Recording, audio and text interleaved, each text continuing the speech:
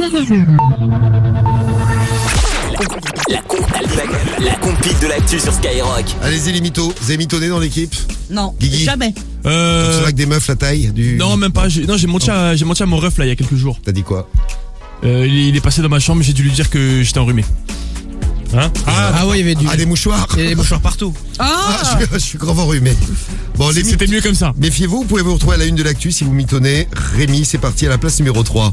Numéro 3. Ouais, un étudiant en Angleterre, United Kingdom, s'est fait passer pour l'inventeur du grille-pain. Ça a duré quand même 10 ans cette affaire sur Wikipédia. Ah, j'avais vu cette histoire. Le mec, c'est un champion. Hein. Ouais, En 10 ans, il donnait des interviews, tout ça. Grave, lorsque l'on cherchait sur le web le nom de l'inventeur de grille-pain, eh bien on tombait sur lui, Alan McMaster, qui apparaissait en premier.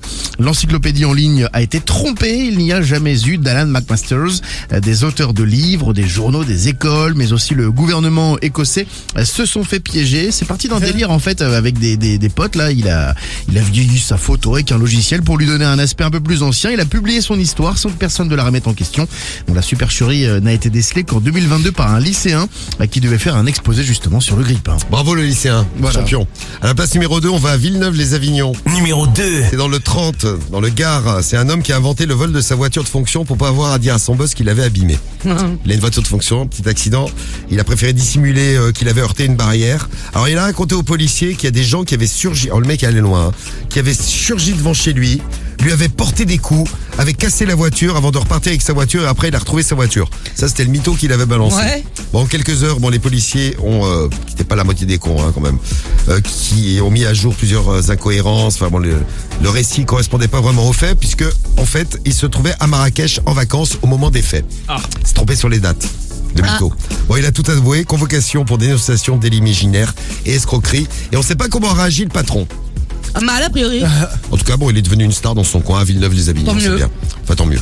À la place numéro 1, on va à Nantes. Numéro 1. Ouais, où un mec de 56 ans s'est fait passer pour un grand chirurgien.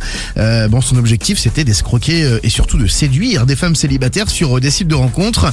Il prétendait avoir travaillé pour l'ONU, d'avoir été chef à l'hôpital de New York, rien que ça, qu'il était propriétaire d'appartements à Manhattan, à Paris, qu'il recevait parfois des appels top secrets de ministres. Bref, un gros mytho. Plusieurs femmes sont tombées amoureuses de lui.